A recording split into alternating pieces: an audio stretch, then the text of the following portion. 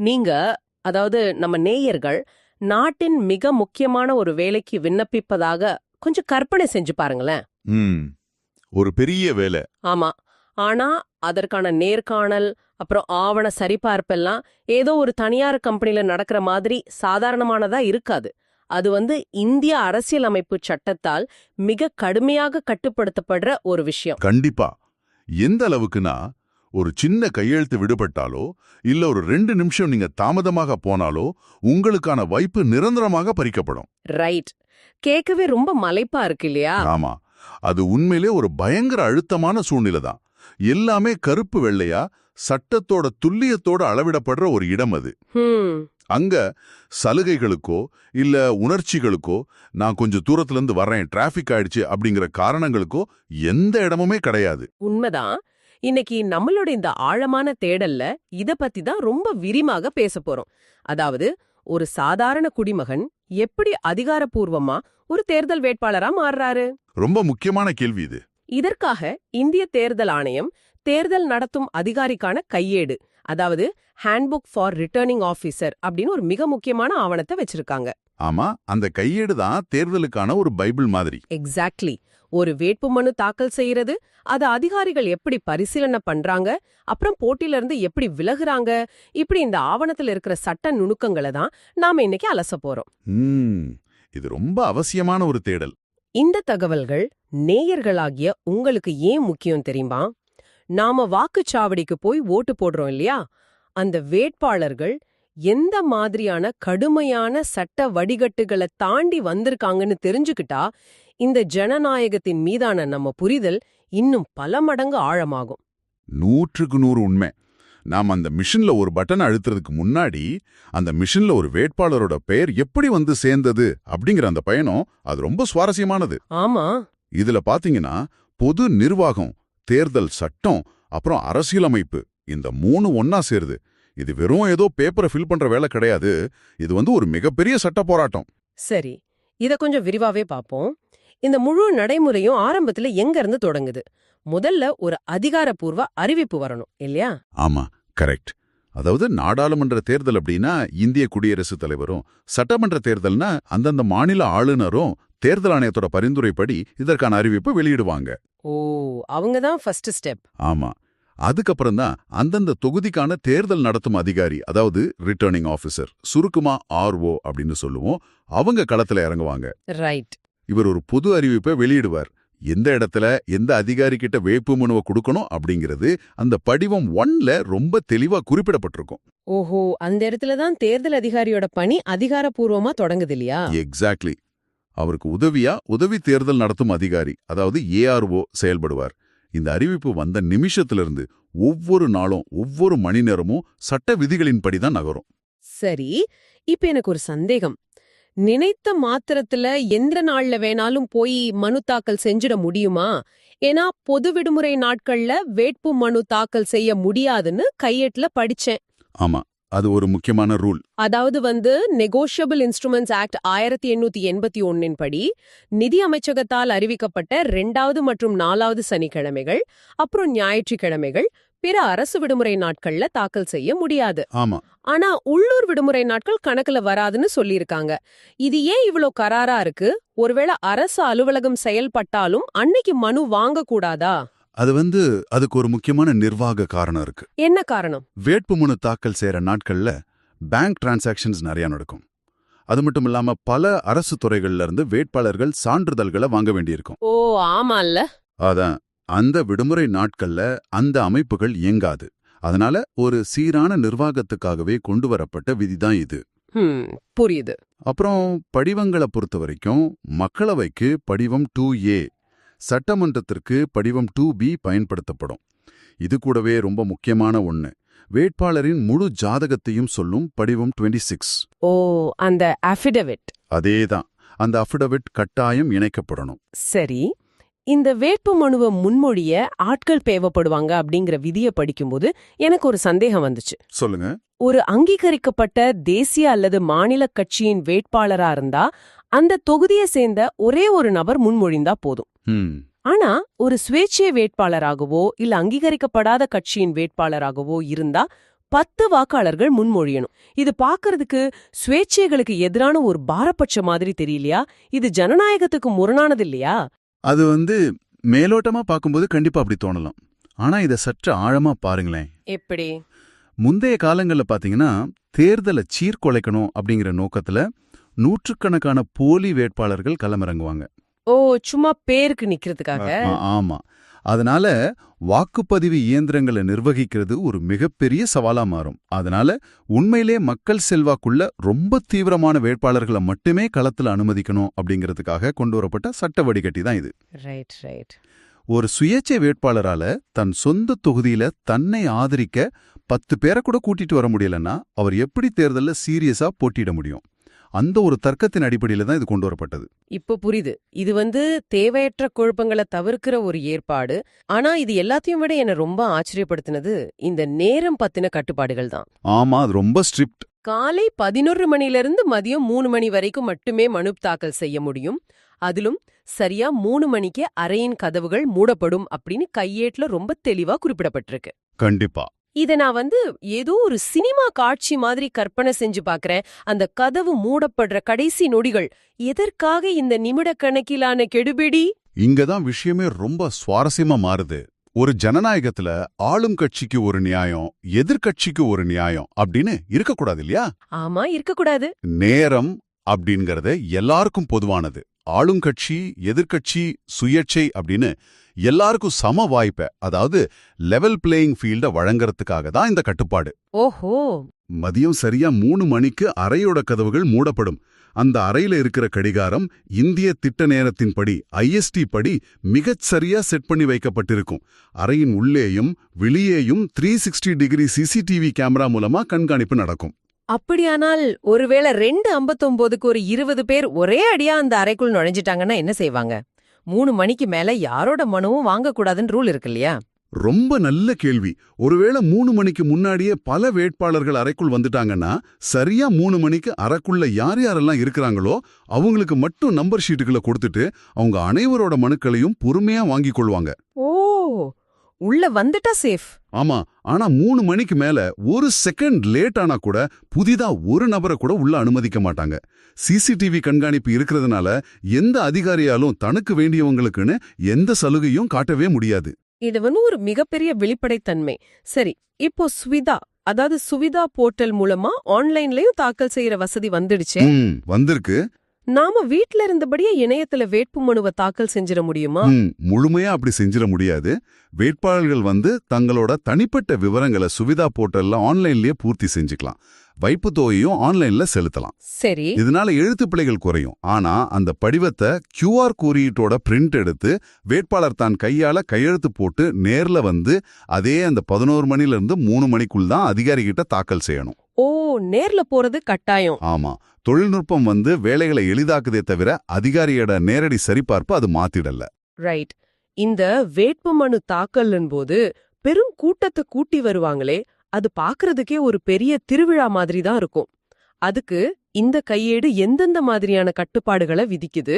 அங்கேயும் சட்டம் தன் கைய ஓங்குது.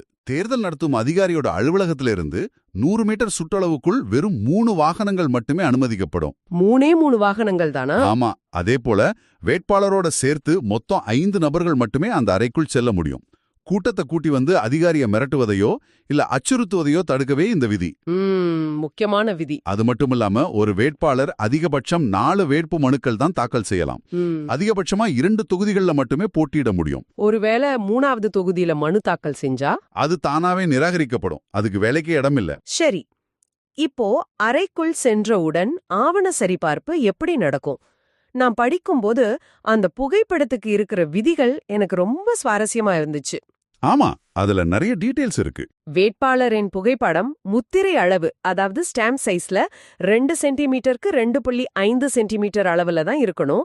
கடந்த 3 மாதங்களுக்குள் எடுத்திருக்கணும். கருப்பு கண்ணாடி அணியக்கூடாது. இதெல்லாம் சரி. ஆனா சீருடைகள்ல, அதாவது யூனிஃபார்ம் போட்டு புகைப்படம் எடுக்க கூடாதுன்னு ஒரு நுணுக்கமான விதி இருக்கே, அது எதுக்காக? அதுக்கு பின்னாடி ஒரு மிக முக்கியமான அரசியல் தத்துவம் இருக்கு. என்ன தத்துவம்? இப்போ ராணுவத்திலோ அல்லது காவல்துறையிலோ பணியாற்றிய ஒருவர் தனது பழைய சீருடையோட புகைப்படத்தை கொடுத்தார்னா அது வாக்காளர்கள் கிட்ட ஒருவித அதிகார பிம்பத்தையோ இல்ல ஒரு உணர்வுபூர்வமான தாக்கத்தையோ ஏற்படுத்தி வாக்குகளை சேகரிக்க பயன்படுத்தப்படலாம் இல்லையா? ஓ ஆமா, கண்டிப்பா. தேர்தல்ல எல்லாரும் சமமான குடிமக்கள் மட்டுமே. அதனாலதான் சீருடை அணிந்த புகைப்படங்களுக்கு தடை. இப்போ வேட்பு மனுவை கொடுத்த உடனே ஆரோ ஒரு சரிபார்ப்பு பட்டியல, ஒரு செக்லிஸ்ட வழங்குவார். அதுல என்னென்ன ஆவணங்கள் கொடுக்கப்பட்டிருக்கு, எதெல்லாம் விடுபட்டிருக்கு அப்படின்னு ரொம்ப தெளிவா குறிக்கப்பட்டிருக்கும். இது நேயர்களாகிய உங்களுக்கு மிகவும் தேவையான தகவல். இப்போ ஒரு வேட்பாளரின் குற்றப் பின்னணி பத்தின தகவல் எப்படி உங்களை சென்றடையுது? அது ரொம்ப இன்ட்ரெஸ்டிங்கான பகுதி. ஆமா, படிவம் 26 அந்த அஃபிடவிட் இதுல எவ்வளவு முக்கிய பங்கு வகிக்குதுன்னு பாப்போம். உச்சநீதிமன்ற வழிகாட்டுதலின்படி குற்றப்பின்னணி உள்ள வேட்பாளர்கள் படிவம் 26 முழுமையா பூர்த்தி செய்யறது மட்டும் இல்லாம அத மக்கள்கிட்ட வெளிப்படையா அறிவிக்கவும் செய்யணும். இது எப்படி செயல்படுது? ஜனநாயகத்தோட வெளிப்படைத்தன்மை இங்கேதான் மிக தெளிவா தெரியுது. ஒரு வேட்பாளர் தன் மீது இருக்கிற குற்ற வழக்குகளை மறைக்கவே முடியாது. ஃபார்மேட் C1 அப்புறம் C2 இதன்படி தங்களது குற்றப்பின்னணியை குறிப்பிட்டு தொலைக்காட்சி மற்றும் அதிக விற்பனையாகும் நாளிதழ்கள்ல வேட்புமனு வாபஸ் பெறப்பட்டதிலிருந்து தேர்தல் பரப்புரை முடிகிற வரைக்கும் 3 முறை விளம்பரம் செய்யணும். அதுவும் கட்சியின் செலவுல கிடையாது, வேட்பாளர்கள் தாங்களாகவே தங்களோட சொந்த செலவுல இதை செய்யணும் இல்லையா? ஆமா, சொந்த செலவுல தான். இதை விட கவனிக்க வேண்டியது என்னன்னா, அரசியல் கட்சிகளும் ஏன் குற்ற பின்னணி இல்லாத வேறொரு தூய்மையான நபரை நாங்க தேர்ந்தெடுக்கல அப்படிங்கிறதுக்கான காரணத்தை விளக்கி 48 மணி நேரத்துக்குள்ள தங்களோட இணையதளத்திலையும் சமூக வலைதளத்திலையும் பதிவிடணும். நீங்க சரியா புடிச்சிட்டீங்க. அவர் ஜெயிப்பாரு, அதனாலதான் வாய்ப்பு கொடுத்தோம் அப்படின்னு வெறும் வெற்றி வாய்ப்பை மட்டுமே காரணமா சொல்லக்கூடாதுன்னு நீதிமன்றம் மிக கடுமையா அறிவுறுத்தியிருக்கு. சூப்பர். அதிகாரி 24 மணி நேரத்துக்குள்ள தகவல் பலகையிலும் இணையதளத்திலும் பதிவேற்றணும். யாராவது இந்த வேட்பாளர் பொய் சொல்றார் அப்படின்னு சொல்லி எதிர் அஃபிடவிட், அதாவது கவுண்டர் அஃபிடவிட் தாக்கல் செஞ்சா அதையும் கட்டாயம் இணையத்துல பதிவேற்றம் செஞ்சாகணும். சரி, ஆவணங்கள் எல்லாம் தாக்கல் செஞ்சாச்சு. ஆனா இவங்க எப்போ அரசியலமைப்பு சட்டத்திற்கு கட்டுப்பட்டவர்களா ஆகுறாங்க? வேட்புமனு தாக்கல் செஞ்ச பிறங்க பரிசீலனைக்கு முன்பு அரசியலமைப்பு சட்டத்தின்படி உறுதிமொழி, அந்த ஓத்து எடுக்கணும். ஆமா, அது ரொம்ப முக்கியம். ஒருவேளை ஒரு வேட்பாளர் வெளிநாட்டுல இருக்கிறாரு அல்லது மருத்துவமனையில உயிருக்கு போராடிட்டு இருக்காரு இல்ல சிறையில இருக்கிறாருன்னா அவங்க எப்படி உறுதிமொழி எடுப்பாங்க? அதுக்கும் சட்டத்துல வழி இருக்கு. வெளிநாட்டுல இருக்கிற வாக்காளர்கள்னா அந்த நாட்டுல உள்ள இந்திய தூதரக அதிகாரியின் முன்னாடி உறுதிமொழி எடுக்கலாம். ஓ, தூதரகத்திலயா? ஆமா, சிறையில இருக்கிறவங்க சிறை கண்காணிப்பாளர் முன்பும், மருத்துவமனையில இருக்கிறவங்க தங்களுக்கு சிகிச்சை அளிக்கிற மருத்துவர் முன்பும் உறுதிமொழி எடுக்கலாம். பரவாயில்லையே. ஆனா இத பரிசீலனைக்கு, அதாவது ஸ்க்ரூட்டினிக்கு முன்பு கட்டாயம் செஞ்சாகணும். இத செய்ய தவறுனா வேட்புமனு சிறிதும் இரக்கமே இல்லாம நிராகரிக்கப்படும். அடுத்து நாம வைப்பு தொகை, செக்யூரிட்டி டெபாசிட், அப்புறம் தேர்தல் செலவு கணக்கு பத்தி பேசணும். நாடாளுமன்ற தேர்தலுக்கு 25,000, சட்டமன்ற தேர்தலுக்கு 10,000. SC/ST வேட்பாளர்களுக்கு இதுல பாதி தொகை மட்டுமே. ஆமா. ஆனா செலவு கணக்கிற்காக வேட்புமனு தாக்கலுக்கு ஒரு நாள் முன்னாடியே ஒரு புதிய பேங்க் அக்கவுண்ட் ஓபன் பண்ணணும் அப்படிங்கிற விதி பாக்குறதுக்கு ரொம்ப கடினமானதா தோணலையா? அது கருப்பு பணத்தை தடுப்பதற்கான ஒரு பிரம்மாஸ்திரம்னே சொல்லலாம். எப்படி? தேர்தலுக்கென்று தனியா ஒரு வங்கி கணக்கு திறக்கணும். தேர்தல் செலவுகள் எல்லாமே அந்த வங்கி கணக்கு மூலமாக மட்டுமே தான் நடக்கணும். 10,000 ரூபாய்க்கு மேல எந்த ஒரு செலவையும் ரொக்கமா கேஷா செய்ய தடை இருக்கு. அப்ப செக் மூலமா தான் கொடுக்கணுமா?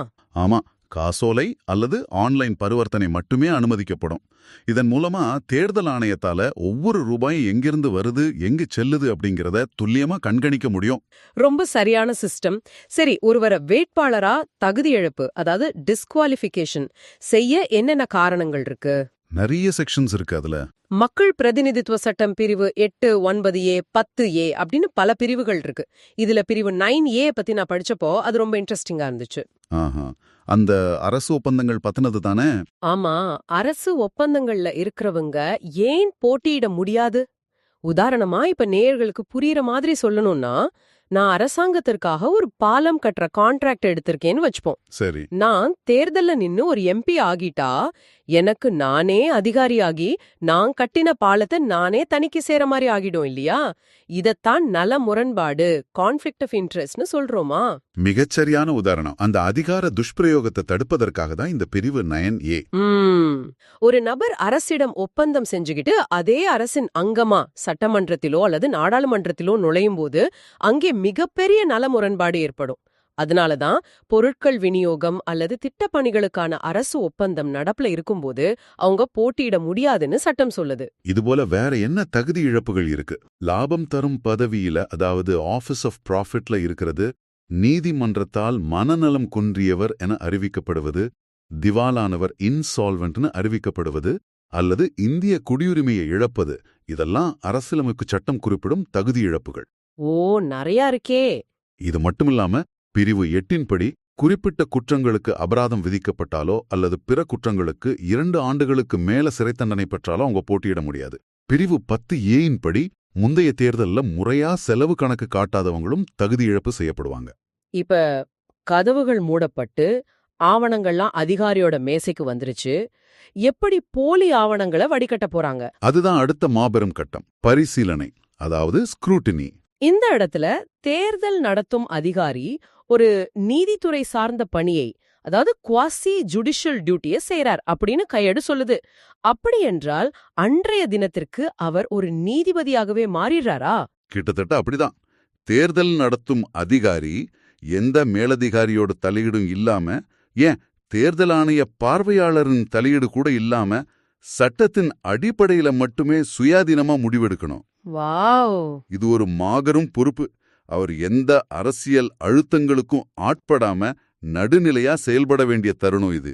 சற்று பொறுங்க, இதுலதான் எனக்கு ஒரு பெரிய குழப்பம் இருக்கு. என்ன குழப்பம்? நான் ஒரு வேட்பாளரா இருந்து ஏன் பேரோட ஸ்பெல்லிங்ல ஒரு சின்ன எழுத்துப்பிழை செஞ்சுட்டேன்னா அது அதிகாரிகள் ஏத்துக்கறாங்க. ஏத்துக்குவாங்க. ஆனா படிவத்துல ஒரு சின்ன கட்டத்தை இது எனக்கு தேவையில்லாததுன்னு நினைச்சு காலியா விட்டா என் மனு நிராகரிக்கப்படுதே. ஆமா, ரிஜெக்ட் ஆயிடும். இது எப்படி இருக்குன்னா, என் முகவரிய தவறா எழுதுனா மன்னிக்கிறீங்க, ஆனா ஒரு வெற்று பெட்டிய காலியா விட்டா என் தேர்தல் வாய்ப்பையே பறிக்கிறீங்க. இது மிக கொடூரமான விதியா தெரியலையா? உங்களோட கோபம் நியாயமானதுதான். ஆனா இதுக்கு பின்னாடி இருக்கிற சட்ட தத்துவத்தை புரிஞ்சுக்கணும். அதென்ன தட்டுவோம்? பெயரில் உள்ள எழுத்துப்பிழைகள், கிளரிக்கல் எரர்ஸ் அப்படிங்கிறது மனித இயல்பு. அதற்காக ஒருவரோட ஜனநாயக உரிமையை பறிக்கக்கூடாது அப்படிங்கிறதுக்காக தான் செல்லுபடியாகும் என்ற அனுமானம், பிரிசம்ப்ஷன் ஆஃப் வேலிடிட்டி என்ற தத்துவம் இருக்கு.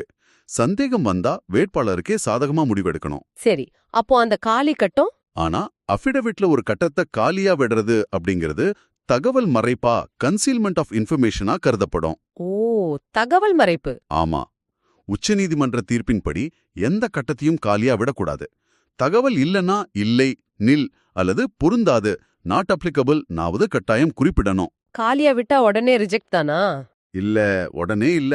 காலியா விட்டா ஆர்ஓ உங்களுக்கு ஒரு நோட்டீஸ் கொடுப்பார். அப்படியும் திருத்தப்பட்ட புதிய படிவத்தை தரலைன்னா நீங்க வேணுமென்றே தகவலை மறைக்கிறீங்கன்னு கருதி மனு உறுதியா நிராகரிக்கப்படும். இது தவிர போலியான எஸ்சிஎஸ்டி சான்றிதழ்கள், முன்மொழிபவர்களின் கையெழுத்தில்லாமை, இதெல்லாமும் நிராகரிப்பதற்கான முக்கிய காரணங்கள். அப்பாடா, சரி. இந்த நெறிப்பாற்றை கடந்து வேட்புமனு ஏற்கப்பட்டுடுச்சு. செல்லுபடியாகும் வேட்பாளர்களின் பட்டியல் ஃபார்ம் 4ல தயாரிக்கப்பட்டு பெயர்கள் அகரவரிசைப்படி அமைக்கப்பட்டிருக்கும். ஆமா, ஃபார்ம் 4. ஒருவேளை ஒரே பேர்ல 2 வேட்பாளர்கள் இருந்தா அவங்களோட தந்தை அல்லது கணவர் பெயரை சேர்த்து வேறுபடுத்தி காட்டுவாங்க. இதெல்லாம் சரி. ஆனா வேட்பாளர் திடீர்னு மனம் மாறி எனக்கு இந்த போட்டியே வேண்டாம் அப்படின்னு விலக நினைச்சா என்ன நடக்கும்? அதை திரும்ப பெறுதல், வித்ட்ராவல் அப்படின்னு சொல்லுவோம். உள்விருப்பு பின்வாங்க நினைச்சா படிவம் 5ஐ பயன்படுத்தி திரும்ப பெறுவதற்கான கடைசி நாளின் மதியம் 3 மணிக்குள் வேட்பாளர் அல்லது அவரது முகவர் நேர்ல வந்து அதற்கான கடிதத்தை கொடுக்கணும். முகவர் வந்தா வேட்பாளரின் அங்கீகார கடிதம் கட்டாயம் தேவை. இப்போ ஒரு முக்கியமான கேள்வி.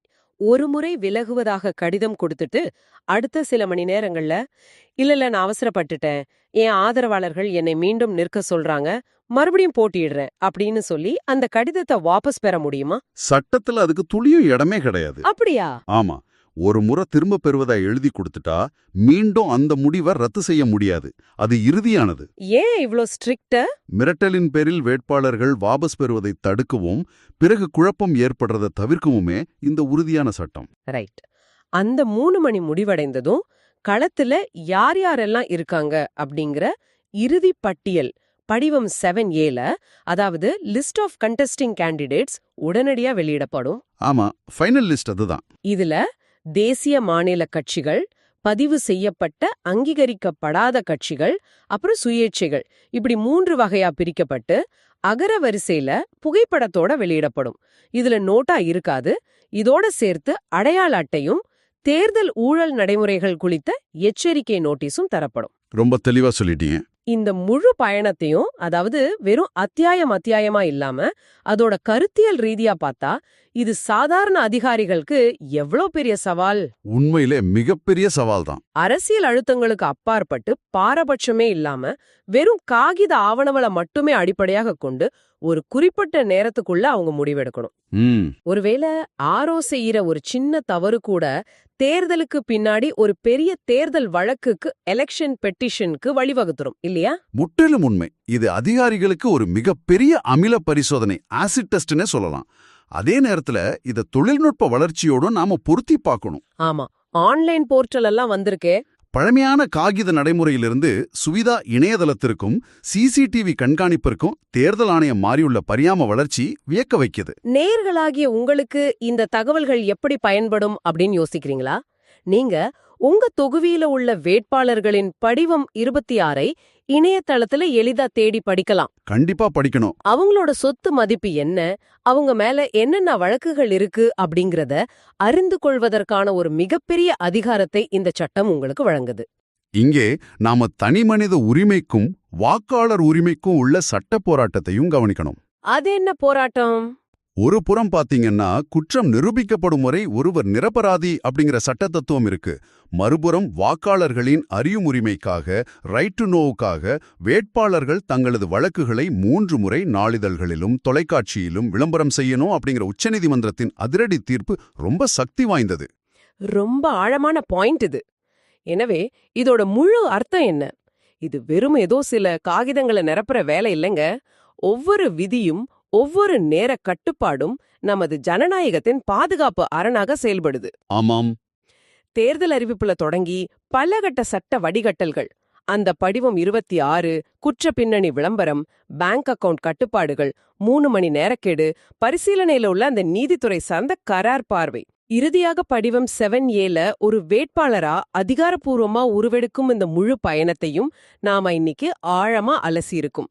இந்த சல்லடைகளை எல்லாம் தாண்டி ஒரு வேட்பாளர் உங்க முன் வந்து ஓட்டு கேட்டு நிக்கிறார்னா அவர் சட்டத்தின் பார்வையில பல நெருக்கடிகளை கடந்து வந்திருக்காருன்னு அர்த்தம். ரொம்ப சரியா சொன்னீங்க. ஆனா இந்த விரிவான உரையாடலை முடிக்கும் முன் நேயர்களே, நீங்க சிந்தித்து பார்க்க வேண்டிய ஒரு ஆழமான கேள்வியை நான் உங்க முன் வைக்க விரும்புறேன். நாம ஆரம்பத்துல சொன்ன அந்த நாட்டின் மிக முக்கியமான வேலைக்கான நேர்காணல் அப்படிங்கிற ஒப்பீட்டை கொஞ்சம் நினைத்து பாருங்க. இவ்வளவு ஆவணச் சரிபார்ப்புகளும் தொழில்நுட்ப கண்காணிப்புகளும் கராரான விதிகளும் உண்மையிலேயே மோசமான ஊழல்வாதியான வேட்பாளர்களை ஜனநாயகத்திலிருந்து வடிகட்டுகின்றதா? இது ரொம்ப முக்கியமான கேள்வி. அல்லது மக்கள் செல்வாக்கு இருந்தும் காகித வேலைகளை கச்சிதமாக செய்யத் தெரியாத எளிய மனிதர்களை அதிகாரத்திற்கு வரவிடாமல் தடுத்து விடுகிறதா?